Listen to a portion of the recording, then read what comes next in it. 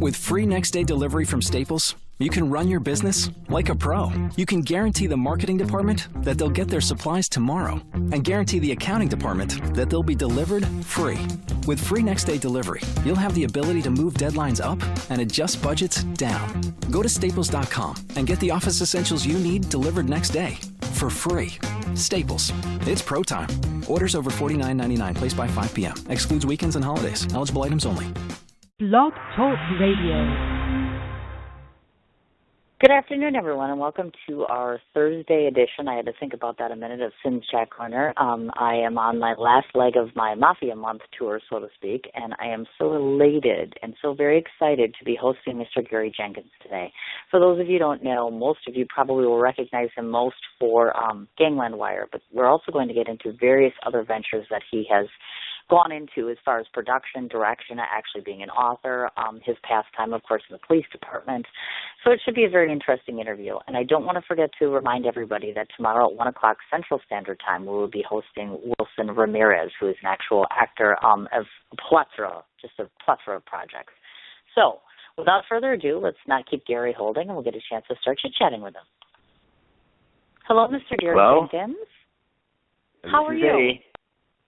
I'm good. How are you today? Well, I'm a little intimidated, actually. I was just speaking to Susan Frito. I'm sure you're familiar with her. Mm-hmm. I am. And, yes, she was talking your praises up, straight and sideways. So I'm a little intimidated. Oh, good. I think I met her through Denny Griffin, I believe. They did something together. Yep. It's been a while since I started down this path. But yeah. So, yeah. Oh, you betcha. Yes. She told me lots of good things about you, so I felt very confident. And I thought, yay, this is absolutely wonderful, terrific. No, not at all. So I kind of wanted to start. Oh, not a problem at all. And thank you so much for accepting to come on the show, because I appreciate that. Because oftentimes, a lot of times, I know for someone like yourself, it might be just, oh, I recognize that guy from the Gangland Wire thing. So hopefully today, after listening to the stories and things that we're discussing, they'll get a chance to see that you're a little more well-rounded. Because I myself found out more information about you in digging as compared to when I first started talking to you. So it's kind of rather interesting, I have to say. Well, thank you. So first of all, I try. Oh, not a problem at all, actually. The first thing that I wanted to ask you about is if you could explain to us one of the fundamental reasons or moments or inspiration behind, in case some of you don't know, of course, you had been a Kansas City police detective for quite a significant amount of time. So I guess what was the mitigating factor for jumping from being that occupation to being where you are now? Well, I and he laughs. I spent, it's a little bit of a long story. Let's see, we got an hour here, so sure. But I won't take that long. You go. I spent about 12 years in what they call the intelligence unit, and we investigated organized crime. And then I'd gotten, as a detective, and then you get promoted, you got to go back to the field. It's not like TV. When a policeman gets promoted, he goes back into uniform, into dog watch or PM shift or something. And so I go back out as a sergeant, and I spend a couple of years out there, and I actually then ended up having going into the tactical response unit or the SWAT teams for a couple of years, and then I had my opportunity to go back into intelligence unit. I got back down there as a supervisor. Spent a couple 3 years there, and then I ended up. I think there was a political shift at the top, and there was a highly desired job being a sergeant over the intelligence unit, and all of a sudden I was out, so I go back to patrol, and I'm about 24 years in now, 23, 24 years in on the job, and you can retire at 25. And I knew that I was not going to get back down to the intelligence unit into organized crime, and organized crime wasn't it wasn't what it used to be anyhow. And so I thought, well, what else could I do? And I was talking to a guy one night, and he was talking about some other policeman that took the law school aptitude test or the LSAT, and he said, he did pretty good on it. And I just had this visceral feeling that went down through me. It's like, shit, I could do that. I could be a lawyer, I bet. Let me try that. So I went out and got me a practice test and a practice LSAT. And I took it, and I did okay on it. I looked up what the medium score was and the medium GPA to be admitted to University of Missouri, Kansas City School of Law, and my GPA was good for my undergrad, and my LSAT was 150, and the median was 155. So I thought, well, a little bit of study, I can raise that up, and so I started down that path for the next year and a half. I studied. I took a whole bunch of practice LSATs and took a class on how to take them, and then I took it and got admitted, and I got my 25 years in so I could draw my pension, and I went to law school for the next 3 years. And then I've been practicing law ever since. Actually, I still practice mainly in the area of traffic tickets now. I did a lot of more complicated things, and in particular in the area of consumer protection, and mainly it was suing buy here, pay here car dealers, but other a computer school that had ripped off a bunch of people and some things like that. And I like that area, consumer protection. Partly I had a friend that had been doing it for a long time, and he would give me all his cast-off cases, the little ones that he didn't want, and so I had a steady stream of cases. And plus it was kind of, I could still be like a policeman. I could still have a good guy and a bad guy. And so I did that, and I've kind of cut back on that now. I'm mainly doing traffic tickets that are quick pops and a few wills. But then I got interested in this filming because of the digitalization or the democratization of the film industry, shall we say. Now anybody practically, especially a documentary, anybody can make a documentary movie if they really want to, and we'll put out a few $100s for rudimentary equipment. Heck, you can do it now with your iPhone, actually, and or an iPad. Right. And so I made one of my mom telling her life story just for fun. I didn't even think about going beyond that. That was the only thing I was going to do was film her telling her life story. And I got it in a computer, and we had a Mac at the time, and Mac had iMovie in it. And within iMovie, it was an editing, a real simple and easy-to-use editing machine. And I edited the clips together and made a kind of a, continuous over the arc of her life story, and it was kind of boring to watch, and I knew we had a lot of old pictures, and so I got the pictures, and we had some old 8mm video that I got digitalized, and so then I put those in there and put a pan and a zoom on there like Ken Burns had taught everybody to do, and it was fun. It was a lot better, a lot more fun to watch, and it was, the editing was pretty raw, and the quality of the sound wasn't that good. I had a pretty inexpensive camera, and the lighting, really, I look back at it now, and it's like, oh my God, the lighting was horrid. It was kind of grainy, but it was. Everybody thought it was great. Of course, everybody in the family thought it was the greatest thing they'd ever seen, and so I don't know. I like doing that. I like the creative outlet, I think, to make a story with film and still pictures and other B-roll and then put some music in it and make a story that's entertaining. And so that's how I got started doing the movies, and then I just kept it up, trying to do my own little projects. I found out about a volunteer opportunity, for example. A local hospice had a program called the Lifetime Legacy Program, and they were looking for volunteers who had a camera and editing equipment to go out and film a hospice patient telling their life story, and then edit it together to a little documentary. And I did about 8 or 10 of those just to kind of hone my skills on doing this and have a little fun. I figured out how to make a still and to make it look like it's 3D, and I saw I don't remember what all the different training things you can get online and YouTube now. I saw a little video about how you take a still shot and make it look like it's 3D, and I had Photoshop, and so I started putting those in there, and the people seemed to like them, and so that's kind of how I got started. And I decided to do my own documentary film, and now I've made 3 of them, actually 4 of them altogether. I made 4 of them now. Right, now exactly. Wow. The first one, the people there's a free health clinic here in Kansas City, and there's a free health clinic in most large cities. I found out in the making of this, and they all were, most of them were formed in the late '60s, early '70s maybe, and and they were really. This one here in particular was formed to help hippies get treatment for gonorrhea mainly, and sexually transmitted diseases, and then of course they were. Come to find out, there was some spreading some diseases around, needles, and that's how it started. Now it ended up becoming a really a health. I can't think of the word I want to say, but a place for poor people to get help, not just the hippies out of the '60s. It was started by hippies, right. And to help other hippies who were traveling around and living on the streets and living by their wits, but it's just poor people now are their clients, and the poor working mainly, and non-working too, but mainly the poor working people who can't afford health insurance, and you can get free health care there.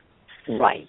So I filmed that. They wanted a really inexpensive little story of the founding of that clinic in 1971, and they found out about me and that I was doing this, and so, you know, I knew they didn't have hardly any money, so I did their story, and we got it put on the local public TV station, and people seemed to like it, and I got a lot of compliments. So that's what I did. My first one that was out of my own head, my own idea. And I did all the research and really basically did it all myself, except for a little bit of sound work at the end, and had a lot of fun doing that. To find B-roll and find images, I was just going to do something historical. I didn't really have the time to like go out and live with somebody or go to some unfolding ongoing incident, or I just wanted to go film a bunch of interviews and then go out and get some old pictures and make it into that kind of a movie for the time that I had, because I was practicing law. Actually, I was practicing quite a little bit then. And so my idea was a Civil War, because you can find a lot of images on that, and they're all mainly in the public domain. I don't have to worry about copyright and all that, and I knew there's a lot of experts around about different Civil War things, and so I grew up in rural Missouri, and I knew that there had been slaves in the county, and I thought, well, what was it like to be a slave in Missouri?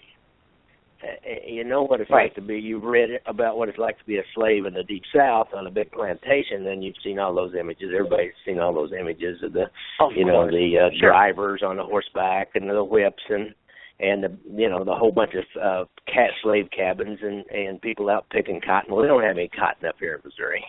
Maybe a little bit in the southern part of the state, but it's just like being in the South anyhow, down along the Mississippi River. But in northwest Missouri, it was, there wasn't any cotton. And all along the Missouri River, in the mid part of the state, there's no cotton. So, whenever you start going into something whenever I've started going into something like this, I find there's always an expert, and there's usually an academic or two that's written a book about it. And started talking to kind of an academic college professor friend of mine. He said, you need to go talk to Diane Moody Burke over at University of Missouri, Kansas City in the history department. She knows all about that. So I get hold of her, and she says, well, yeah. Matter of fact, I'm right in the middle of writing my academic book. She didn't call it an academic book, but she's writing her book. She wanted to be published on that very subject. And so she agreed to an interview, and I sat down in her cramped little office and turned on the camera, and we started talking about what it was like to be a slave in Missouri, and then she turned me on to somebody else, and I asked around other people in the State Historical Society, and they gave me another name, and I got another interview, and I found some already recorded by actors. There's something called the Missouri Slave Narratives. Every state, former slaves in every state were interviewed in the 30s by unemployed writers as part of the WPA, Works Project Administration, to put unemployed writers to work during the Depression. and they published a book, and they taped them, but a lot of the tapes were lost. But they transcribed them, and so there was a book of the Missouri slave narratives, and there were some actors at Lincoln University. It's what we call a historically black college down in the middle part of the state, and they recorded a bunch of these slave narratives in the vernacular, and they were available for me to use. So I was able to put those in there and let them tell the story, what it was like to be a slave, and put it all together and did that, and people seemed to like it and showed it to the library and sold a few copies and, take it around to other historical groups and show it and sell a few copies after. And then out of that I got stirred to do one on the Underground Railroad. What happened to all these people? And so I did one on the Underground Railroad out here in the West, and that was an hitherto unknown story. Everybody knows about Harriet Tubman and the Underground Railroad in the eastern part of the country, but nobody knows about Dr. John Doy or now all of a sudden I've lost the names of the other conductors. We had one really famous trip, John Brown, the famous John Brown, who was hung for the raid on the Arsenal and Harper's Ferry. He took about 12 people up north too, in a pretty well documented and well known trip back in 1859.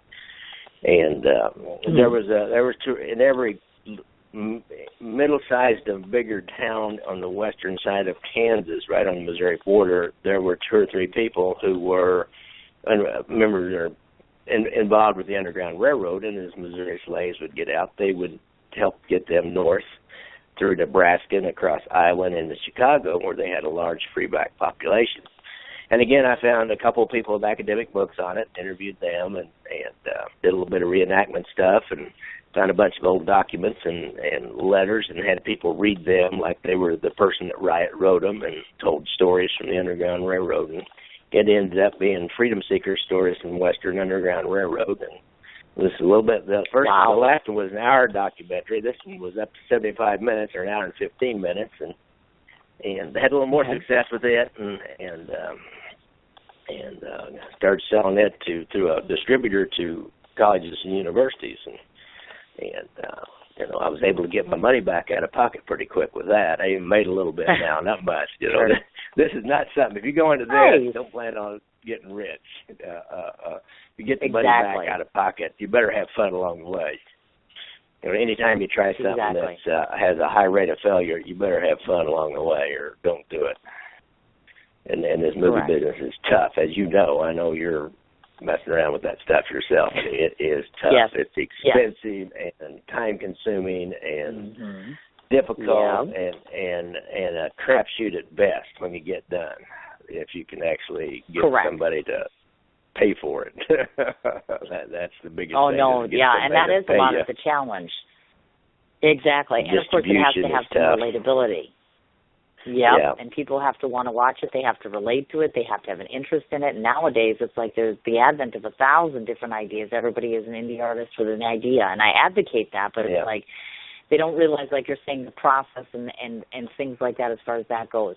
One of the questions I wanted to ask you is, because obviously you've delved into doing this documentary filmmaking, who were some of your mentors or some of your guides? Because I imagine if you walk into this world with little to no experience, you're wondering, how do I put a film together? What do I do? How complex was that for you? I can share my experience, strength, and hope or no hope on this deal. I guess I have a little bit of hope. I've had some fun, but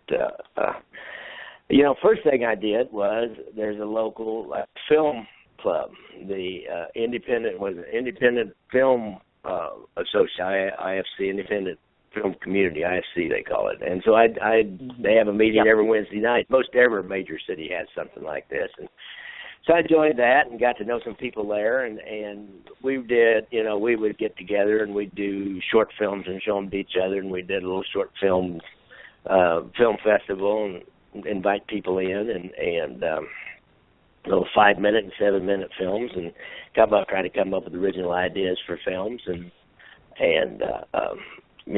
I did that probably for a year during the time I was making them for the hospice, and I was also doing these other little shorty films with these other people, and and always in those groups there's people who do this for a living, but mainly people, especially in a town like Kansas City, or you're outside of L.A. and Hollywood and maybe New York and maybe some people in Chicago. Actually, they can't make money making narrative films or really even making documentaries, but they film commercials. Right. And they may work on somebody else's documentary. We've got the guy that did the CSA, the story of he's a film professor at Lawrence, Kansas, at the University of Kansas. He's done The Only Good Indian, and then he did a CSA, or the Confederate States of America, and it's kind of a spoof of what if the South had won the Civil War. Kevin Wilmot, and so he's, people out of his film worked on those films with him, and they still live here in Kansas City, and again they work at TV stations, or they just do it for fun and have their day job, or they make their own little documentaries, or they film commercials, or work for a ad agency or a production studio that does commercials and promo films for big companies and things like that. So you've got people with equipment and expertise, and so I start learning from them, and they'll critique your films and sometimes loan you equipment, and sometimes work on your films with you, or just be available to call and talk and ask questions, or you're trying to figure out how to make Premiere Pro do something that you don't know how to make it do, and or whatever your editing equipment is.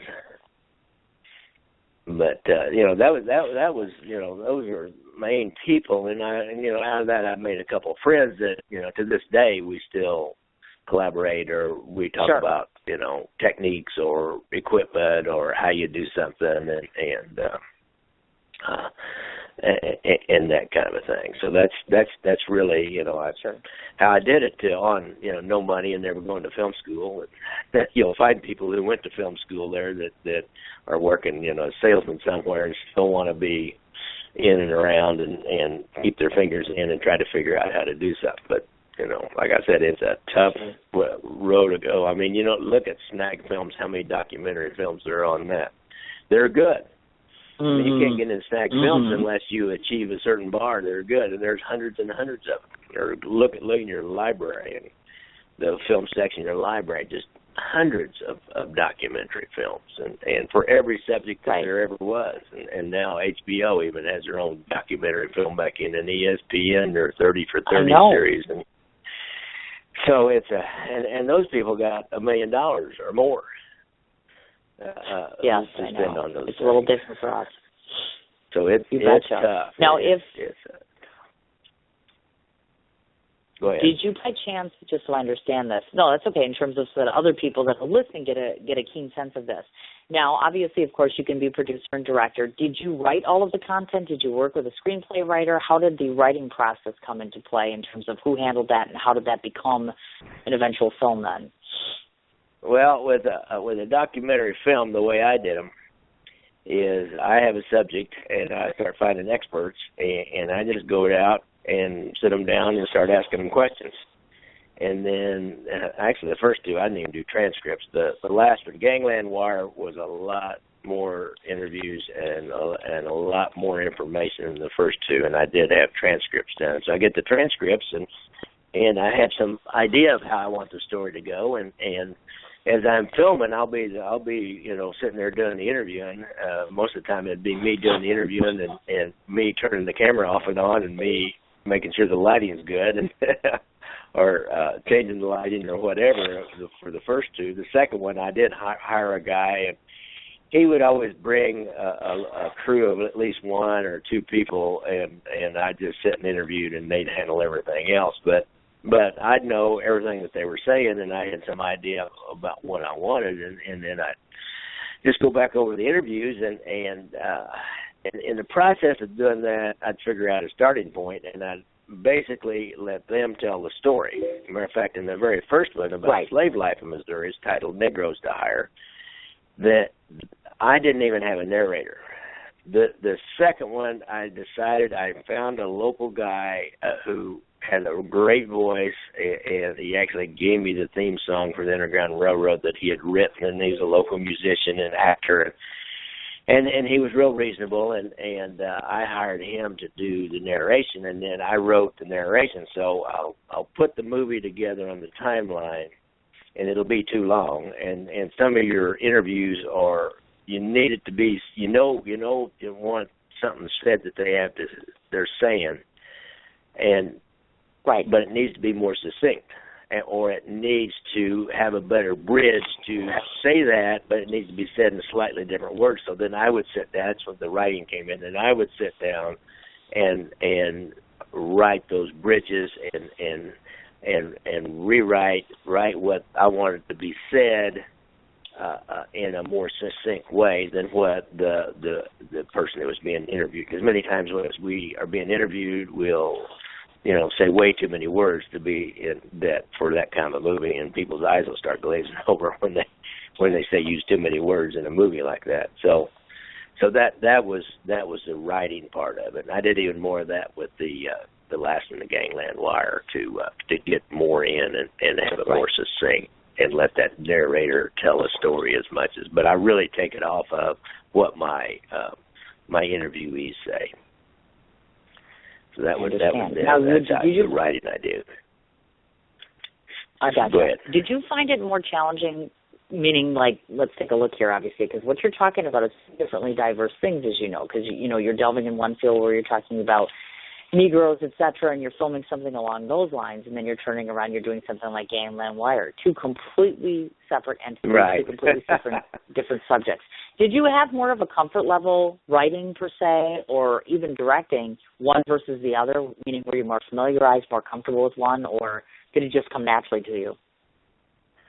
Well, I think, the first two were connected, the Underground Railroad and slave life in Missouri. And so by the time I got done with the second one, I was really, really familiar with the subject and knew what I wanted my experts to say and could go to it pretty quickly.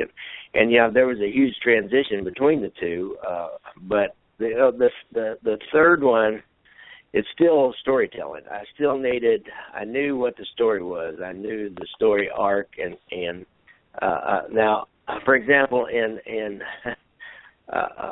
it was different than the other two. The other two, there was not this story arc.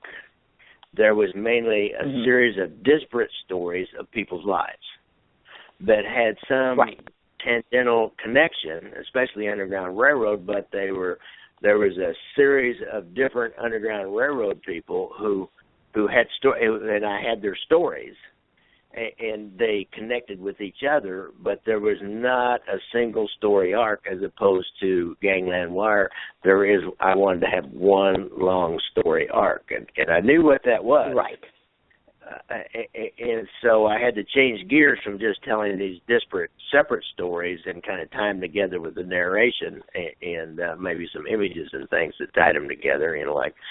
Somebody would take an escaped slave from Quindaro, just on the Missouri River, to Lawrence, Kansas, to Grover's Barn, and then somebody else would come along and take him up to Nebraska City, Nebraska, from Topeka, Kansas, or somebody else would take him from Lawrence to Topeka, and then and so you'd tell that story, but then it was not really connected with another story or another person. Now, Gangland Wire, it was totally different from story standpoint and writing the story, if you will, or writing my narrative, and I was so intimately familiar with that story because I'd lived most of it, and I was part of the story back in the day, and I didn't put myself in the movie because my part of it was not that significant. One of my interviewees was a retired FBI agent. Now, he was a case agent, guys, that they ended up catching him bringing the skim out of Las Vegas, so he lived it too, and so, he's kind of my Shelby Foote, or my anchor that has a distinctive accent that you go back to all the way through the movie from start to finish, and the main storyteller. So that would be the difference in the two movies, and that's the gears. That's where I had to change gears and look at a little different, telling disparate stories to one long story arc, and deal with that. How do I do that? Because it's a really complicated. It's two story. It could have been two movies, but it needed to be told, in my opinion, in at one time, because one is set a series of events that weren't connected to Las Vegas, led law enforcement to Las Vegas and the skim. Right. So I remember, because I saw the book and I saw that would be the that. difference. So I had to tell the story of the gang war in Kansas City first, and then show how that led us to determining that they were bringing the skim money out of the Tropicana and the Stardust. Right. It was difficult. I imagine so. Obviously, anytime you're taking that on. Yeah, I had to come up with a linchpin in that, a transition, a smooth transition, and there was one. I knew it before I even started. I knew what the linchpin was, but it's just how much of the one story do you tell, and how much of the second story do you tell, and how do you and the story flow.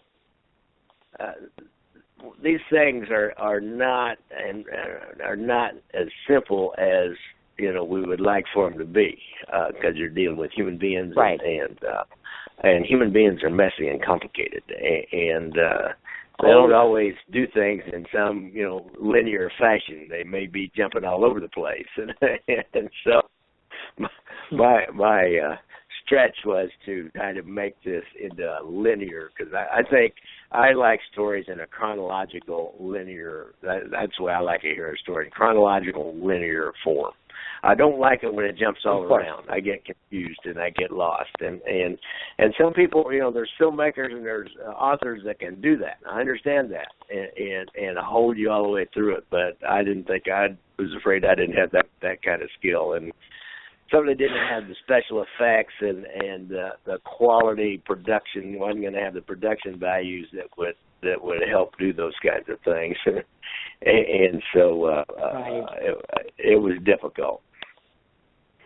I feel like I did. Imagine so. And plus, too, you did. And you took and tackled such a dynamic, like you're saying, it's such a dynamic story, because there's so many elements, so many things that come into play when it comes up to that sort of thing. So before we merge in that direction, I have a different question for you. If you looked at, because as you mentioned, you went to UMKC School of Law, so of course pursuing the law thing. On the other side of the fence, of course, you were a detective. In terms of comparatively between the both of them, do you find more perplexity, if I just talk today, for you, meaning if you look at one Cindy, wait a minute. I'm going to be a lawyer. It's breaking up. Say that again. Go ahead. Try. I'm sorry. Comparatively, if we look back on your career, meaning, of course, your career in police work, versus, obviously, on the other side of the fence, you pursuing going to the School of Law and becoming an attorney. In terms of comparatively between those two, do you find yourself finding more purpose and more meaning, or one that's closer to your heart, occupation-wise, or do you think you're going to continue on doing these sorts of documentaries and projects of that nature? No, I love this creative aspect to it. There was a certain amount of creative, using my creative side as a detective, figured out a different way to do something, a way to investigate, to form it up into a story, to write a good report that would then convince your people that read it, or maybe all the way to your prosecutors, of what the story you were trying to tell, and so I like that part of it. There's a lot of the rest of it it got pretty boring after a while, and it's kind of rote, and it's police work is hours and hours and hours of boredom, followed by a few moments of sheer terror, and then hours and hours and hours of boredom, and then late in your career, when you get up in your 50s and you got 25 years on, you don't even get to get those few moments of sheer terror. So you've got many hours and hours of boredom, unless you become like some of these guys would you get into like the homicide unit as a sergeant, or maybe go up and be a captain, and but there's only a few of those jobs, and I'd gone down that path of intelligence and organized crime, and that's an even narrower path, and you know, it was such a desired job that there's, you know, the politics were never going to fall right for me to get back down there. You know, I was a commander's aide the last couple of years, and all I did was finish off my undergrad. I just went to school and took care of his little business, and I was effectively retired, but I was still getting paid and doing the job and going to school almost full time to finish my undergrad. So you know, and then being a lawyer, I don't know. I think I'd always felt like I'd never, as my mom used to say, you just don't live up to your potential. And I think I probably had never really lived up to my potential, what I was capable of doing with my mind. I always shake my head and I tell my wife I'm shaking my money maker here. So you know, to make money and earn a living with my head, and you know, I never thought about the creative side of me, and I don't think I had time to. I don't think it was. I didn't live in a world where that was a very high value from an artistic standpoint, but when I got in this other world of practicing law, and you know, I found that I could make some pretty decent money without having to spend a whole lot of time at it. Mm-hmm. Are you there? Hello? Yeah, go ahead. I wasn't sure if I lost you there. Hello? I thought I heard something. Yeah, I'm here. So. Okay, go ahead. Yeah, and so I get into practicing law, and I can make pretty decent money without spending a lot of time, and that's when I got interested in this film thing, and then the creative thing is just, you know, it's just overwhelming now. It's that's all I really want to do, and I'll do a few traffic tickets to make some golf money and pay for my my bad habit of making movies and other creative pursuits that don't really pay you maybe, but other than that, that's what I want to do now, and it's just, and so what's happening now? I've made 3 documentary films. I'm figured out how to sell them, and I say sell them. It's really, to me, I just want to educate people in an entertaining way.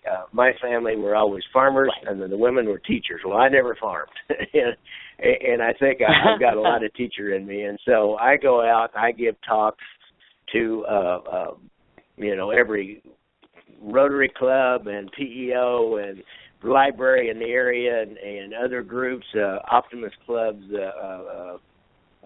There's some older adults learning things here, and some of them you get paid, and some of them you don't get paid. And I'll always try to sell a copy or two of the movie, and I usually can. And just figuring out how to sell them and give talks, and I like having an audience. So I like that applause when they get done, and they're always saying, "Oh yeah, that's great, man, that's really cool." And so since then. Now, my latest deal was people were always asking me, when I'd go around with this mob movie, they'd always ask me about, and they did the same thing with the Underground Railroad. Well, how do you find these places where these things you're talking about happen? You know, I kind of remember that, and I was really young then, or, you know, we never came over in the city back then, and you know, I never went down to the River Key, where a lot of the entertainment district where a lot of the action happened in this movie, and so I thought, well, heck, how about an app that would lead the person on a tour? One friend of mine had. We serve on a board together, and he said, you know, Gary, one time he said, I just sat down and wrote down all the places where these different things happened. And then one night I just went out, me and a friend of mine, we just went out and drove around and found those places, and it was a lot of fun. And I thought, well, you know, how about, and people are asking me about, where are these places? Where does Nick Savella live, or where did he live? And, you know, the rumor was there was tunnels between Nick's house and his brother Corky's house. And there's people that will get, they were getting mad at me when I'd say, no, there's not. And I finally just quit saying that. I just said, you know, there might be. I know there's not, because we had people in there in search warrants. They couldn't find them. They looked. Right. So, oh, no, I understand. everybody wants to find those places and see them, and so I made an app that there's a thing called Appy Pie that you don't have to know coding. You just have to be able to drag and drop and have an idea and figure out the tools that they have in there. And there's a map function that you can put in there and put an address in, and you click on the map function. It'll take you right to Google Maps and show you plug a pin down and show exactly where you're going. And then I'd have just a text page, and I'd put pictures of what the place looked like and maybe what it used to look like back in the day, and this is what happened. This is why this place is important, and then I'd make a little clip for my video, and then I also got another guy's video that did some a movie, a documentary about the old days in the 20s and 30s of organized crime in Kansas City, and got little clips of his videos, so people could go all the way back to Pendergast time, when who was the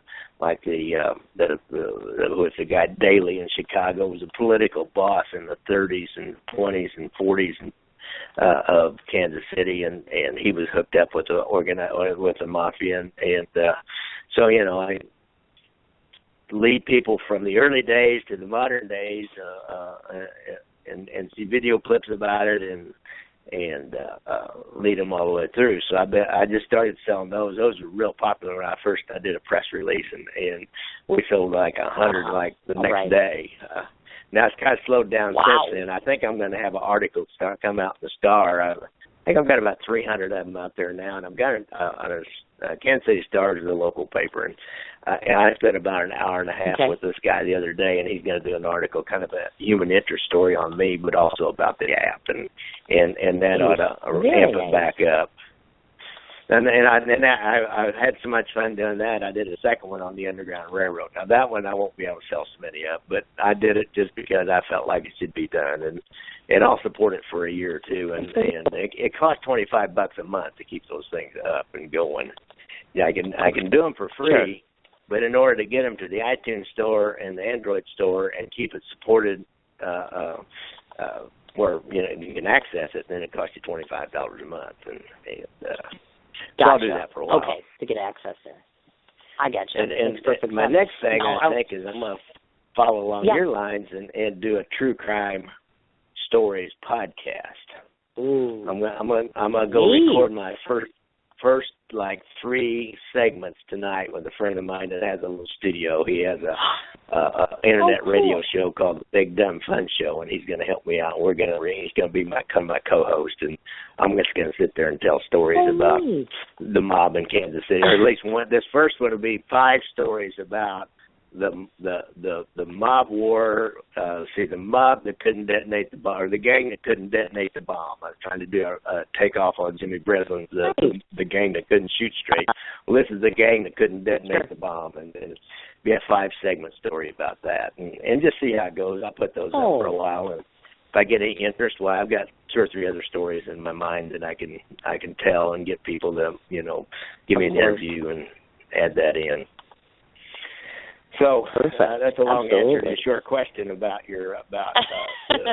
change in life and creative things and what is that like for me? Well, that's what it's like. It's just a lot of fun to be able to do this stuff, and again, educate and entertain people, and that's what I'm really having fun doing it.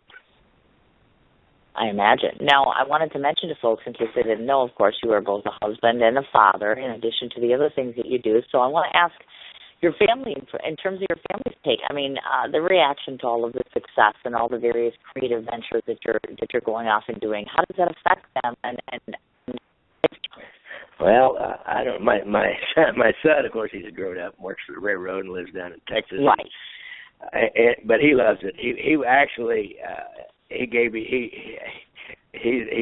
he made more money in the first 10 years of working than I did in my whole 25 years. But he gave me some money to help on that Gangland Wire, and he actually went out to Las Vegas and was one of my gaffers or best boys or whatever. I flew the film guy out. Oh, cool. And, we interviewed Denny Griffin and several other people out there in Las Vegas, and so Scott came out, and he loves it. He actually was a volunteer at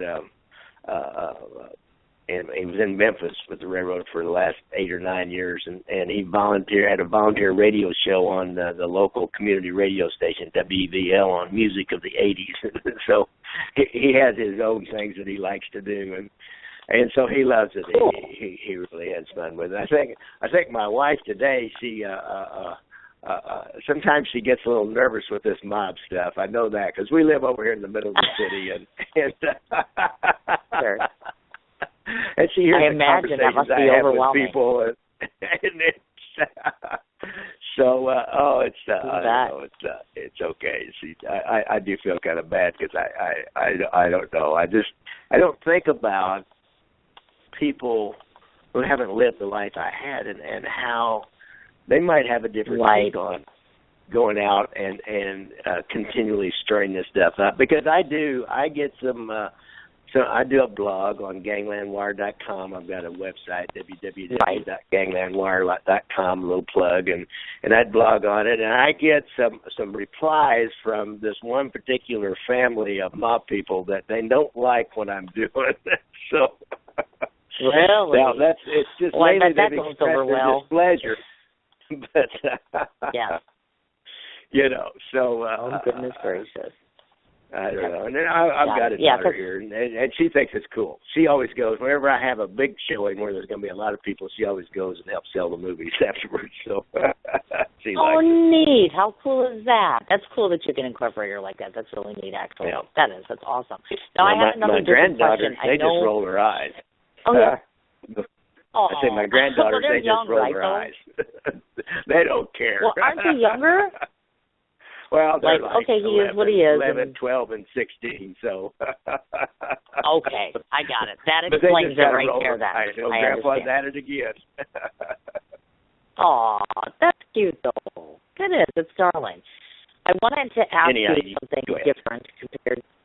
Oh, no. That's, I wanted to just touch base on that because you had started talking about it earlier in case that people didn't know. You used to shoot those, what they call lifetime legacy videos at North Shore Hospice, as I can recall.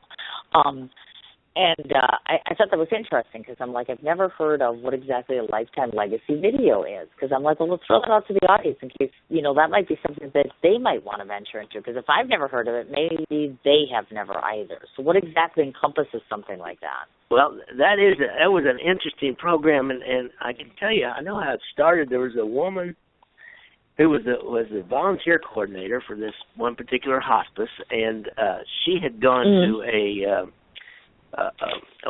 a convention of volunteer coordinators for other hospices around the country, and somebody, I think it was down in Sarasota, Florida, did a program, and they told about this program they had started that was so popular among their patients and the patients' families that and they got, I think they did a deal with maybe it was a local community college film school or something. They had some volunteers that were filming people telling their life story, and then they, you get 25 or 30 family photos.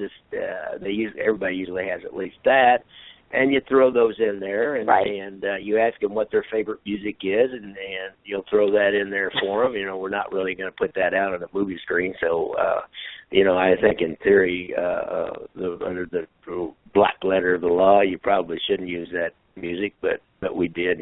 Somebody liked Elvis, well, we'd have a bunch of Elvis music in there. They were the only ones, the family's the only ones that was ever going to see it, and so we do that, and so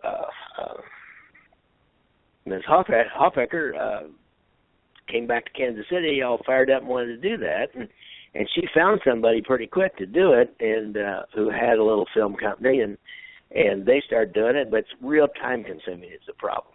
And not everybody wants it, we found out, but quite a few of them did. There was enough. I probably was doing, when I started doing them, I was probably doing one a month. Now, they have a lot more patience in that, but sometimes 2 a month. And like I said, it's a little bit time consuming, but, and I found every one of them except one man, I had to spend 4 hours with him. I had 2 2-hour sessions, but everybody else, by this point in their life, they didn't have the energy to do anything. And so it was about 45 minutes. I kind of developed a series of questions that seemed to work pretty well and to stir their memories, and found out that if you most people, awful lot of people have a story about the day they were born. And so, my story is my mom and dad, they lived out in the country, and they came down to Kansas City and spent the day and went to the movies, and then she had me, that was a Saturday afternoon, and she had me Sunday morning. And the other story was the lady said it was so cold they had to open they had a wood-burning stove, and they had to get it on and then open some kind of a under warming kind of a thing in it, and they put her in that warming thing in the wood burning stove to keep her warm, and so you find series of questions, or what chores did you have to do as a kid? They all knew what chores they had to do as a kid, and when they start telling those stories, they'd start talking about how they related to the family, and tell more about their what they remember about their parents and what they remembered about when they were kids, and tell a little bit about high school. Remember your first date or your first car, and that would always stir them, and so you get 45 minutes in, and minimal amount of editing. I only used one camera, and so I just get in there and edit out my questions and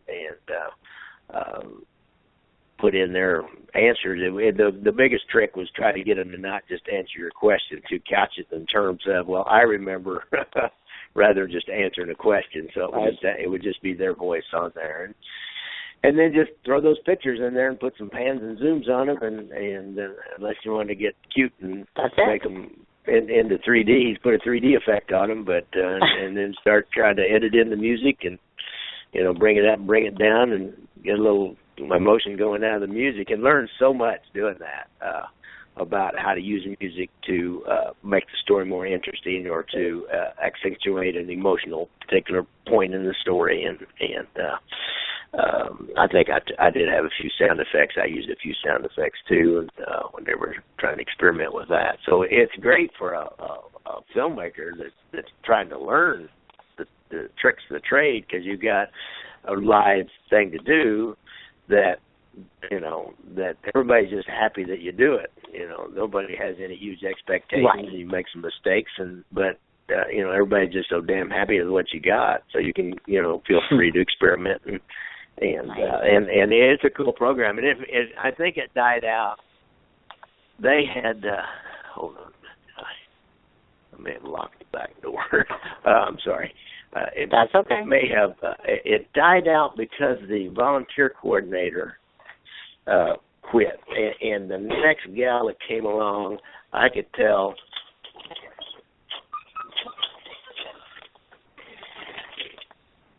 I could tell that she just didn't care. She was not interested at all. It just made her job harder. And I was getting busier and busier right at that point in time, practicing law, and so I just kind of drifted off. And then I started doing my own movies about that same time, and I don't think it's going today. Gotcha. So that's kind of the story of the Lifetime Legacy program. Aha! There you go. Now, another question for you. I know that you had authored a book entitled John Brown and the Last Train, which I believe is secondary. Yeah, you bet. So I thought if you could just talk to the fans and followers of yours, just explain to them how that came into being and what the purpose of that particular project was all about. Well, what it was a companion piece to the Underground Railroad. Many times ago, it was kind of a way to try to monetize my efforts, and also I guess I always wanted to be an author. And I can say I've written a book, and that people seem to think that's pretty cool. And exactly. But it also was a story that I thought was really interesting and ought to be told, and people will find it interesting and entertaining, and tell a lot about history in an entertaining, interesting way. But I did not want to do an academic book. I don't have the credentials. I have a law degree, but that didn't. We did a research and writing, published a paper, but I did not want to do that. That's way too much work and too much pressure. I don't want anybody footnoting back to my work. And so I did a kind of a short, young adult historical fiction based on true events, and you know they've got you can publish. It's so easy to self-publish now. Create Space. I heard this guy. I think I maybe saw it on Facebook. Somebody asked him a question. He's a film guy, and he had a little bit of success with a movie that he actually got a deal and got it in all the Target stores. I mean, he was king of the roost here in Kansas City for the out of the IFC crowd, the young people that trying to figure out how to earn a living doing films, and he was talking about he used Create Space to put his movie out there onto Amazon.com, because you always try to reach outside of your geographic area. Here I can reach people by giving talks and marking around, maybe get an article in the paper or get on the local news, and that's a big help, but it doesn't get you outside of Kansas City. It doesn't get you outside of your hometown. And so, you know, he talked about that and how that works. I started investigating, and sure enough, I ended up putting my first movie, Negros Diary, out there, and I'm still selling every Black History Month. I'll sell 4 or 5 copies through Amazon to people I would never touch. And I was selling quite a few at the start, but then it kind of goes down after a while. So also is Create Space. They help you get it up on your movies up on Amazon. They also help you write books, and they have templates and you can pay them to design your interior. And I had a lot of pictures. I hired an artist. Actually found him down in Memphis. My son found him, and he was Adam Shaw's his name. He is a great guy too, and I used him in Gangland Wire too. And I used him to in the Underground Railroad movie to tell this story.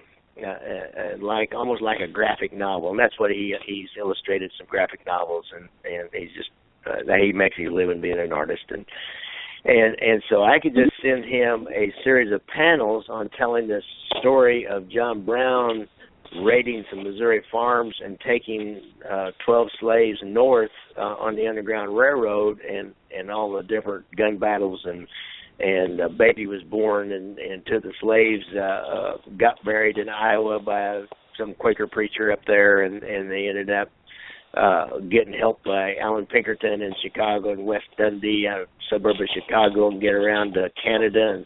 And actually that couple that got married were interviewed in 1895 about their trip up the Underground Railroad with John Brown. So I used Adam to tell like a comic book form to tell that story, and then I would, as I'm having my different experts talk about that story for B-roll, I would pan and zoom over like these comic book pages of John Brown's and different events that happened, and so then I did the same thing with Gangland Wire. Is I tell any time in the gang war here in Kansas City that there could not be a camera there, or nobody would ever take a picture of the event, like a killing, then I had him depict the killing in a picture. So I can't even forget. I don't even remember how we go with the book. So I had all these images of John Brown going up the Underground Railroad. So I had all these images to go in the book as well as my text, and I wrote it from the view of the 2 of the slaves that were on the trip, rather than from John Brown's voice or one of his men's voice. I wrote it from the viewpoint of the slaves that were on the trip, and so that's why it's historical fiction. And so they tell the story and go as we go through and what happened to them, and then I use that as actually a companion piece to. Whenever I show my movie, then I would say, you got the movie for sale, and I also got this book, and so I'll sell some of the books and sell some of the movies, and then I've got the book in 3 different museum stores out here that are have to do with the Underground Railroad, so they need replenished 10 or 15 of them every year. And now I got a guy that just got hold of me. He's wanting to do a program with primarily inner city kids on reading, kind of an after school program, and he just bought 20 copies of it to go and use, and so each kid can have that book and read it, and then they're going to write a report about what they got out of the book, and then they can keep the book at the end of the program. So there's always something to do with that stuff, and it's a nice little companion piece to go with the movie too. A lot of your local documentary filmmakers, actually, the first guy that did one here in Kansas City, a guy named Terrence O'Malley, did one, and he told me, and he did a companion, more like a coffee table book, because he had a lot of images, and it was the story of an early dress manufacturer named Nellie Don, and that Nellie Don, her name was Nell Donnelly, and her during the Depression, her patterns and her fashions went nationwide, and she was a pretty big deal in the fashion industry in the 30s, and so he told that story in the documentary film, and then he made a coffee table book with a lot of the images. He had images of the fashions and the factories and her and her family and all that, and he said he sold more copies of the book than he did the movie. Oh my goodness! I should have done something like that with Gangland Wire, but I just was done. Time I got done with that, I just didn't have energy to do the book, some kind of a book too, and I didn't know exactly what kind of book I was going to do. So sometimes you just poop out. I do. Exactly. Speaking of which, I want to touch base on this before we get to Gangland Wire. I wanted to mention this, of course, because I know you produced the film Negros to Hire, which is slave life and cultures on antebellum Missouri farms, which, of course, was awarded Best Historical Documentary in 2011 by the Jackson County Historical Society. So I gather that. Tell me just a bit about the difference between making these two, obviously, because you've done Freedom Seekers, there's a John Brown thing, and then there's this. How do those three different projects, are they all meant to be parallel, or is there some unilateral difference between them? No, the first two were to be companions in a way, the slave life and then how did the slaves escape. But I'd always wanted to tell this other one, which was a totally separate deal. It's not a kind of a continuation of in any way. It's a totally separate story. I'd always wanted to tell that story. And gotcha. So we always felt like Casino here in Kansas City. We felt like the movie Casino in the book was. I don't know. No, the book didn't miss the real story. They just Nicholas Pileggi just didn't really focus much on Kansas City. And so much of the reason that all that happened was because of what happened in Kansas City, and the movie really didn't. The movie really kind of butchered up Kansas City and focused on Lefty, or Ace Rothstein, and kind of the soap opera between him and Jerry, and I can't remember her name, Sharon Stone and Robert De Niro. It's easy for me to say Robert De Niro, Sharon Stone. Focused so much on that soap opera. And kind of didn't really say much about what was happening in Kansas City. And Pileggi came here. Actually, Pileggi was. Here's a story for you. This dealing with celebrities, and he's a good guy, and he's sincere. He spent 3 days here in Kansas City with the FBI agent who's my Shelby Foote, Bill Owsley, and so. I called him. I figured out, I knew he was married to Nora Ephron at the time. She's since deceased. But, and so I just Googled Nicholas Pileggi, and I found an address on the Upper East Side of Manhattan. I thought, well, if he's married to her, if they lived anywhere, it'd be on the Upper East Side of Manhattan. I know that much. I may be a country boy, but I know where those people live. So I just sent him a letter. I typed up a letter and sent it to him, and about 3 days later, I'm sitting here in my office, and the phone rang, and Gary Jenkins. He said, Gary, he said, this is Nick Pileggi. I said, oh, well, hi, Nick. And he said, I got your letter, and he said, oh my gosh, he said, I'd be happy to help you with that. And I said, well, good. Oh my gosh. I said, what I'd like is just to, get you an interview. Not that, you don't have to go into anything real in depth. The main thing is just to say that you're in there, and I got plenty of experts to tell the story, and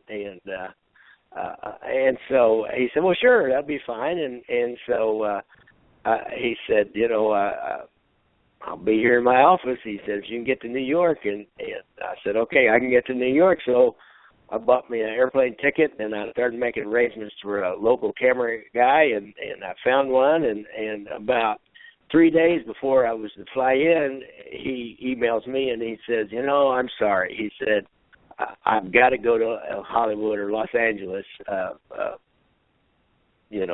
Friday or whatever, and I was going to come in on weekend and I think filming Monday, and he said, I can't be there. I'm sorry. And I saw it, email him back. And his, in fairness to him, he was in the middle of writing that Vegas and getting and producing that TV show Vegas at the time. This was about a year and a half before that came out or two. And so I got a hold of him. He said, about 2 weeks. And so I got a hold of him about 2 weeks. And in the meantime, I contracted this local film guy who's makes his living doing commercials and really knows what he's doing much more than I do, and lighting and sound and all that, and so he was going to use the DSLR cameras and have the separate audio track so the audio would be really good, and the film would have a real film, more of a film look, and have that depth of field where it was kind of blurry in the back, and the front would be in real good focus. And so I get back home to Nick, and he said, "Yeah, all right." He said, "I'm here." He said, "Okay, how about next Friday or whatever it was, or 2 weeks from now on a Friday?" And he said, "Yeah, okay, that'll be good." So I buy myself a ticket, I buy this guy a ticket, which I'd never got back. And about 3 days before, he said, "Oh, I'm sorry, I got to go to Los Angeles again." I just thanked him. I said, I appreciate it. I'll talk to you later. And now he did. I sent him a copy of it when I was done, and then I don't think he ever watched it. And then I sent him an email about a week later or 2 weeks later and said, I got a kind of a generic sentence that was kind of complimentary about the film, but not, over the top or anything that would something he could deal with. And I said, would it be okay if I attributed this quote to you? And then I didn't hear from him for about a month or 2 months. I had to go ahead and package it up and do all that. About 2 months later, I get an email from him. He said, "Gary," he said, "I just found this. I'm sorry." He said, "I guess I just got lost in all my other emails I get." He said, "That's what you said. That's fine. Just you can attribute that to me." So that's my brush with the big boys. I gotcha. I understand. But what? So let's do that. They just, they really focused on that out there and left us Kansas City boys, behind, and we did all the work. Right. We did all the grunt work here and got it going. Okay, I gotcha. Well, I have some questions relative to that. I just want to say, and this is Gangland Wire, of course, obviously, to those that are listening that may not know, of course, the FBI wirage, or all the wiretaps, I should say, of course, tell the story of how the mob families kind of gained and lost control of the casinos. And obviously it was used to convict four different bosses, if I'm not mistaken: Chicago, Cleveland, Kansas City, and Milwaukee. So I guess, why don't you give us some backstory in terms of, kind of summarize for people that may not even heard of Gangland Wire, how exactly was such a feat accomplished? What exactly was entailed with that? Well, it started with a grassroots development of an entertainment district with quite a few restaurants, and the artists move in. This happens all over the country at old buildings close to downtown, and this entrepreneur bought some of them up and cleaned them up and had the exposed brick walls and the old wood floors, and then he could rent them real cheap. And artists moved in, and a couple of restaurants moved in, and a couple of bars moved in, and young people in 1971, 72, all of us baby boomers were in our mid-20s and starting to go out and party and had some disposable income, and I went down there a lot, and it was a lot of fun. It just kept going and going, and it was like Fridays and Saturday nights. It was just jam packed. It was about a 3-block long, with maybe a 1 block east and west line with different places, different clubs and restaurants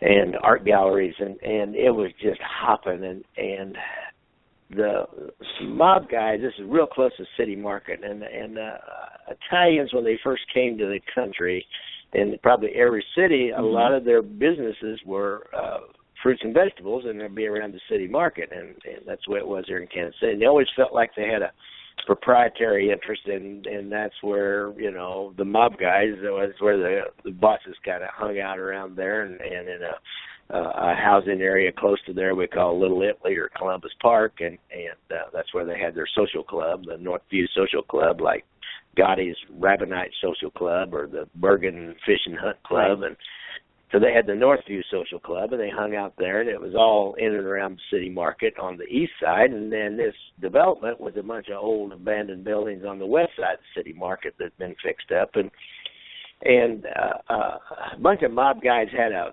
block-long strip of clubs that were what we call go-go bars back in those days. They had go-go dancers and what you'd call B-girls, and when they'd get done dancing, then they'd go under to the bar and get guys to buy them drinks, and really expensive drinks, and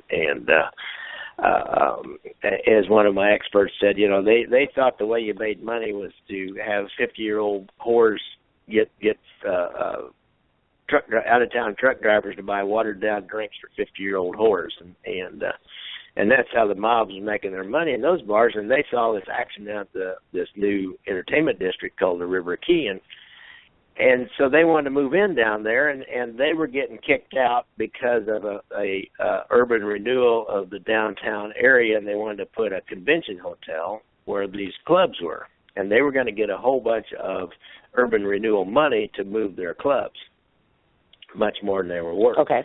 And so they wanted to move down to the River Key, and there was one of the early bar owners and a real active guy in the River Key Merchants Association, or the Merchants Association of all the existing club owners, and was close with the original developer of it. His name was Freddie Bonadonna, and his dad was a mob guy. He's not a mate member. He was what we call an associate, but he was a professional criminal underneath the Savella mob family. So okay. Freddie, he did not want these mob guys moving their bars down there because he knew it would destroy the area. It would bring in some bad elements, okay. and that did not mix, and so he used some political contacts he had to prevent liquor control from granting licenses for him to move down there. And they found out about it, and David, his dad, was sent to him with a express message that, you know, you got to help these people. You can't resist them. You've got to help these people, and he wouldn't do it. But he pretended like he would do it, and then they figured out that he was actually resisting them. But yet he was outside on the outside. He was saying, yeah, we're going to help you out. We're going to help you get licenses down there. I talked to so and so in the city government the other day, and they're going to make sure you get them. But then they weren't getting them, and then they ended up getting them by some other political shenanigans that got pulled, and they ended up starting to move down there. And Freddie was still resisting them, and they found out that he'd been resisting them. And they told David again, you know, he's got to stop. He's got to quit resisting this. And David said, you know, he ain't going to do it. He told me, he said, finally, just, you know, I'm sorry, I can't do anything about it. You know, what am I going to do? And David's dad, Freddie's dad, David Bonadonna, his boss, told him, he's a guy named Willie Comisano, he said, you know, you tell him if he don't get out of our way, he could get hurt. And David said, you know, if you hurt my boy, you got to hurt me first. And that was from a family member that, right. You know, told that as an anecdotal story, you know, after all this all kind of went down. Nobody will talk to you at the time because they don't want to get involved, and I don't blame them. And so David ends up dead. When David ends up dead, they've got a contract on Freddie. He goes into hiding. Freddie owns a building down there, and he has a $100,000 building insurance policy on it, and it's rented out to a couple of clubs, and those clubs are behind on the rent, and he's not getting any money off of it, and he's glad to close his place down. He's hiding and that building blows up. It blows up so bad that there's nothing left of the building. I mean, there was nothing left, and the huge headlines the next day is explosions at River Key with this aerial photo. And the newspaper reporter, a friend of mine, said, I couldn't believe it, but the Star hired a helicopter, the local newspaper hired a helicopter to go and take that photo. They've never done anything like that before. There's this real dramatic photo, and everybody in the city, and at that point in time especially, is reading the paper, and they see that. And one of my interviewees was working down there at the time, and he said, the next day, he worked at a steak place down there. He said the next day, nobody came. And the next day, nobody came. And then the next day, maybe the next weekend, maybe one or two people came. And then the next weekend after that, nobody was there. They just stopped, except for just a few kind of young people who are going back into some of the clubs drinking. But the bulk of the people that are really spending money, they just quit. They just stopped. And matter of fact, Chuck Haddix is this guy's name. He's kind of a local celebrity. He has called The Fish Fry. He has a blues show on public radio on Saturday night. So he tells a story about he's working the night that the explosion, and he's closing out the Victoria Street station, which was a steakhouse, and he's a manager, and he's closing it up, and the busboys is going out in the parking lot to smoke some dope. And so they hear this explosion, and the whole place shakes, and he said they hear this banging on the back door, and they go open the back door, and there's these two busboys there, and he said they were smoking. And he said they were just scared to death. They were shaking, and a big refrigeration unit had crashed down and almost hit their car. And he said they walked in, and I said, man, it must have been some dynamite shit you were smoking out there. And so that was the end of the River Key. It was just the total end of it. It just, everybody moved out because they didn't have any business, and a couple of strip clubs moved in, and they didn't even last. And then there was a retaliation murder, and over Johnny Green, who was one of Savella's compadres. He really wasn't part of the killing David Bonadonna, but somebody that's connected to the Bonadonas killed him and let everybody know that they killed him, and then about 3 days later, they went back and killed that guy who killed Johnny Green, and I mean, it was on then, and there was, and here's where the story got hard. At the same time, there's another little mob faction of three brothers whose name is Spiro, S-P-E-R-O, are wanting to move in on the Savella's operation. They are the Young Turks, and they want to move in, and so they start making some moves, and they rob a Savella bookie, and Savella's find out about it, and so then they're going after, they still got one other guy to go. Freddie Bonadonna is in another state in the witness protection program, and he really doesn't have much he can testify to. A little bit, but not much. But he's gone, and you can't find him. And these Spiro brothers are moving in, and they end up. The Savellas move on them, and they ambush him at a bar and kill one brother and wound another and wound another and paralyze him, and so the brothers that are left alive then start this active war back against the Savella faction, and that's when the famous scene in a casino where you can see the little bug. It's supposedly in the back of a store.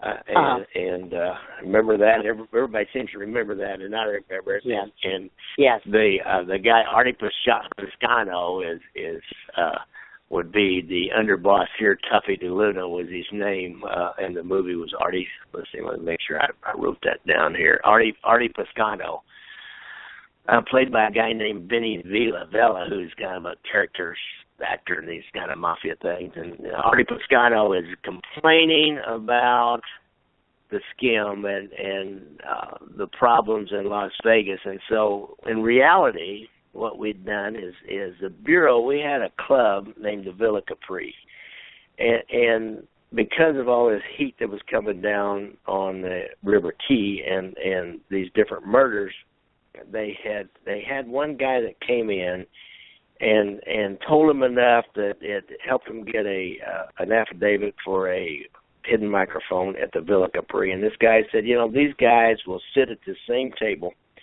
most every Friday and Saturday night, and sometimes during the week. And this guy himself had discussions about bombing a club owner over in Kansas City, Kansas, just to send a message to him. And that's why this guy came in. He had done that.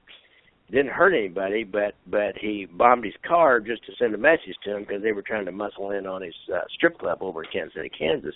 And he thought that he knew too much, and they were going to hit him next. And he was also kind of mixed up in this whole other Freddie Bonadonna deal in some manner, and they were trying to recruit him into that, and I think the Spiros were trying to recruit him in, and so he came in and told him that, and we had done enough surveillances at the Villa Capri that we had probably a stack of reports that showed that on Fridays and Saturday nights that they were at that club, the Tuffy Luna or the Artie Toscano character and a couple of Sabella guys, and we'd been in there a few times. They always sat at the same table in the back. So you put that together, and you got an affidavit for a wiretap, a bug in this case, and so they were, and we didn't hear anything about murder, and didn't hear anything about bombing, or didn't hear anything about any local events.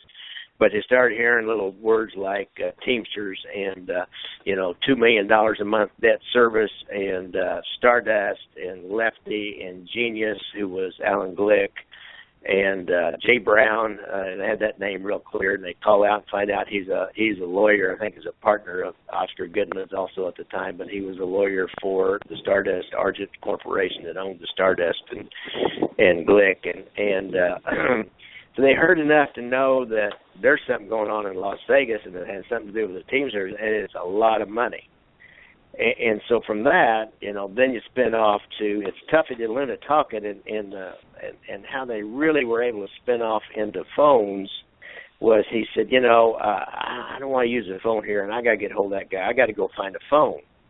And so, that tells you that right there is enough to say, let's find Tuffy at some payphones somewhere. And so you put a full court press on Tuffy and find him at a bank of payphones at one of two different hotels a couple of times, and that's enough to get a wire now on those payphones, and all you got to do is put him in and around the hotel, and then they can turn the recording, or they actually can start listening on the payphones, and there's like a bank of phones, and you never knew which one he was going to be on. And they started picking up him. He had two different hotels he was using, and he was talking to this guy named Joe Augusto who lived in Las Vegas, but he had already infiltrated the Tropicana, and they were just laying it out. They felt so safe. I think Joe was going to a payphone, and Tuffy was at a payphone, and they felt safe, and they were just laying it out about the skim and problems with Lefty, and if you remember in the movie the Lefty or Robert De Niro, he was in huge trouble with the Gaming Commission, and they were trying to get him to knock it off, and Chicago, but Chicago really wasn't. It was Kansas City. Nick and Tuffy, Nick Savella, the boss in Kansas City's underboss, Tuffy was really given the job to oversee this, to go out there and talk to people if they needed to be talked to, because he went out and talked to Glick and told him that he had to sell the Stardust. And that's one thing they talked about in that very first night at that villa, that he was going to make a public announcement. And Tuffy said, I talked to him and I told him, I said, boy, do whatever you fucking got to do, but make your announcement and get out of there. And so later on, they found when Alan Glick, who owns the Stardust and has got this big loan from the Teamsters to buy it, when he comes in and he ends up testifying, he tells about, Tuffy did come out and he did tell me to make a public announcement and sell the Stardust because they were tired of messing with me. And then he read off the names of all my kids and where they went to school. And so they were. It was like they stepped into the middle of the story and then started trying to figure it out, but they were just laying it out, and the De Niro character, Lefty Rosenthal, was in all this trouble, and there was a going in front of the gaming commission, and remember there's one conversation. I got all the audio from the wiretaps that were put in as evidence. I can tell you that whole story about how I got that. It's kind of an interesting story how you get that kind of thing, because you can't always just find that kind of evidence or that kind of B-roll stuff and to use in your documentary. And so really in this movie, in Gangland Wire, I'm able to tell the story of how a mafia family works out of their own mouths. For example, one of these tapes, Nick Savella is talking about Joe Agosto's indicating that Carl Thomas, who was the kind of their front man in the Tropicana, he had worked at the Stardust when Lefty got kicked out of there for a while and then moved back in, and Carl Thomas moves over to Tropicana, and Lefty moves back into the Stardust and keeps the skim going, and Carl Thomas has learned how to do the skim already, and so oh God, now I've lost my train of thought on that one. Sorry. They're talking about Carl Thomas is giving political contributions to the gubernatorial candidate, one of them, and he also is claiming that the new sheriff, John McCarthy, that he catered his victory party, and the Clark County sheriff, he catered his victory party, and he was his largest single donor to his campaign. And so what Joe is indicating to Nick that they own this guy, and in their language, we gave him a lot of money. Now the guy did take it from Carl Thomas, but Carl Thomas was Mr. Clean.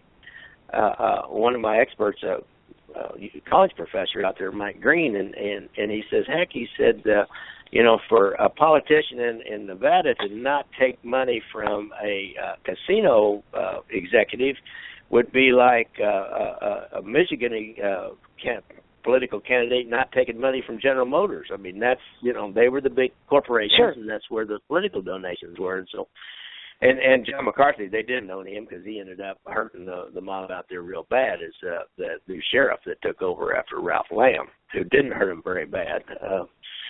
And so Nick Savella on the wiretap said, sounds like you got that guy. He said, now, if anybody asks you about that guy, you tell them you don't have that guy. You save him for the big stuff, something big. Don't just do every shit little deal that comes along. You just pretend like you don't even hardly know that guy and until we really need something. And so out of these wiretaps, we were able to, you really see how the mob worked at the time. They didn't go out and strong arm. As a matter of fact, they heard about a plot that Lefty was telling people that the Attorney General out there, a guy named Bob List, who was running for governor also and actually won, but in the midst of this, but Bob List had brought the charges against Lefty to get him kicked out of the Stardust for good this last time, and this is the last one, and this is the charges that he was that you saw in the movie Casino, where he went in front of the gaming board. And what's his name? Smothers, one of the Smothers brothers, played the head of the gaming board, who was actually Harry Reid, Senator Harry Reid at the time, and whose code name on the wires was Cleanface, Mr. Cleanface, and they talked about Cleanface or Clean, and what's Cleanface going to do, and they had kind of a connection that was pretty close to him, I think, and so they're trying to figure out how he was going to jump on this Lefty Rosenthal decision, but the Attorney General that was bringing the charges, Lefty was telling people he was going to get a prostitute to sign an affidavit that she had slept with List at a casino, and he'd been comped at the casino, and then threatening with that if he didn't drop the charges against Lefty and back off from this case against his casino. Well, he didn't have a casino license, but against him even being inside the casino. Why he was going to release this statement from this whore, and Nick Savella says, Duffy says, man, I can't believe he'd have such a dumb brain to do that, and Nick says, man, that stuff went out with high button shoes, and so then Nick starts talking about, I got to talk to Lefty myself. well, I've got to talk to him. And so then in the wiretaps, he said, you think I need to call 2-2? Well, 2-2 was Joey Iupa, the underboss in Chicago. And so it kind of lets you know the hierarchy. Does, is Kansas City under Chicago? Or are they, parallel to Chicago? Who's in charge here? And so it's like Chicago really, Lefty is owned by Chicago, because Nick feels like he probably ought to call Joey Iupa or Joey Doves before he ever talks to Lefty. And we don't know if he ever did or he didn't. He does end up talking to Lefty, and damn it, somebody and that tape did get put in as evidence, and that tape, I've got the transcript, but that tape did disappear. Somebody absconded with that tape at some point in time, and I don't have that tape, so that was a killer. I do have Nick talking to Tuffy DeLuna about his conversation with Lefty, but about how he told him, cool it. His last words were, I told him, I said, just cool it, man. You're going to hurt a lot of people, and just cool it. So that it's really, I don't know, that's what, some people don't like it because it's not so exciting, but to me it was exciting to hear out of their own mouths, this is how we work. This is what we do. Of course. You betcha. You bet. My goodness gracious, we've already covered our time in the whole gamut. My goodness gracious. Oh, good. Time went just like that. It's like amazing. I don't want to forget to do something, though. Let me just go through this rundown for folks that are listening. I'm going to list off all the different places to find you. So let's listen to the rundown. I know that you, of course, have your own personal Facebook page, which is, of course, Gary Jenkins. There's also a Facebook page for Gangland Wire. Correct. You can also be found website ganglandwire.com, also lifedocumentaries.com. There's an IMDb profile, also on YouTube, Correct. Amazon. Your Twitter handle is at JENKSLAW, and of course, obviously, iTunes, the application we were talking about. Any place else that people can find you? I think that's it, sort of coming to my house. Oh, my goodness gracious. I actually covered everything. My goodness. I'm impressed. You got it all. To say, I'm impressed. I'm very, very, very impressed. I have to say that this has been an absolutely wonderful experience. I can't thank you enough for taking the time to kind of share your world with us for a little bit. Anytime at all, and feel free to come on back on the show at another point in time and continue to promote your things. As I get into this podcasting thing, I'll get back in touch with you. Definitely. You ring at me anytime that you need to. I'll be more than happy to help you out. And I thank you. Like I said, thank you for giving me all this extra time. And stay in touch, dear.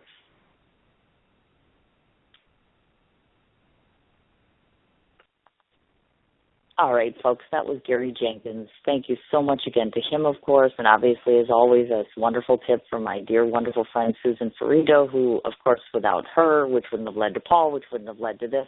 It's interesting how one hand kind of helps the other hand in terms of meeting people. So I thank you both so much for this time. Once again, to the rundown, personal Facebook page, Gary Jenkins. There's also a Facebook page for Gangland Wire. The websites being ganglandwire.com, lifedocumentaries.com, an IMDb profile, YouTube, Amazon, iTunes, and, of course, the Twitter handle, again, is at JENKSLAW. So that takes care of Gary. Please make sure to support all of his endeavors. Of course, besides Gangland Wire, he also has authored the book John Brown and the Last Train. Obviously, production of Freedom Seekers, Stories from the Western Underground Railroad, the film Negros to Hire, Slave Life and Culture on Antebellum Missouri Farms. And, of course, obviously, like we mentioned, the lifedocumentaries.com. You can find a bunch of interesting things on there. Before I get off of the air, I want to cover two very quick things, business things, I should say, and that's just on the side of my radio show. Tomorrow on Sin's Chat Corner, like I said, Wilson Ramirez, the actor, is going to be on at 1 o'clock Central Standard Time. Very excited to hear about all the various projects he's auditioned for and what he's up for, etc. So I'm very excited about that. On the film side of things, Brazen Biker Babes, which, keep in mind, once again, is a working title. We're still working on that one. Still in the process of casting. Las Vegas is completed. And, of course, for Wisconsin, as I mentioned today, I've cast another biker that leaves me with room for 2 more female bikers to be hired onto the project. So if by chance anyone listening and is in Wisconsin happens to know of anyone, please send me a lead of information or contact information for any female bikers that you feel might easily fit into the project, I would greatly appreciate that. To any of you who are listening in who are friends of mine, I've had just a whirlwind of support and kindness and love showered upon me today, and for that I cannot thank you enough. Although I don't wish to publicly speak about what's happening in my life, I know that most of you know that it's been very challenging lately, and the last 24 hours being very tumultuous. So I just want to say that I appreciate all of your support, and I appreciate you being there, and I hope that you will continue to do so. I suspect these next few days will be very difficult, so I just want you all to know how much I'm thankful for you as an audience and fans, followers, and friends, of course. So thank you once again, and that's it for this evening. We look forward to seeing you tomorrow on the show. Thanks. What you doing? Ran out of space on my phone, so I'm deleting some stuff. Bye, singing dog. Bye, goal. I pronounce you. Bye, wedding ceremony.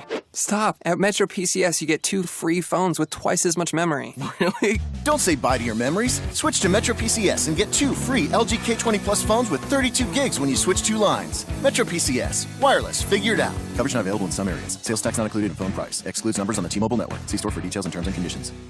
What you doing? Ran out of space on my phone, so I'm deleting some stuff. Bye, singing dog. Bye, goal. I pronounce you. Bye, wedding ceremony. Stop! At Metro PCS, you get 2 free phones with twice as much memory. Really? Don't say bye to your memories. Switch to Metro PCS and get 2 free LG K20 Plus phones with 32 gigs when you switch 2 lines. Metro PCS. Wireless. Figured out. Coverage not available in some areas. Sales tax not included in phone price. Excludes numbers on the T-Mobile network. See store for details and terms and conditions.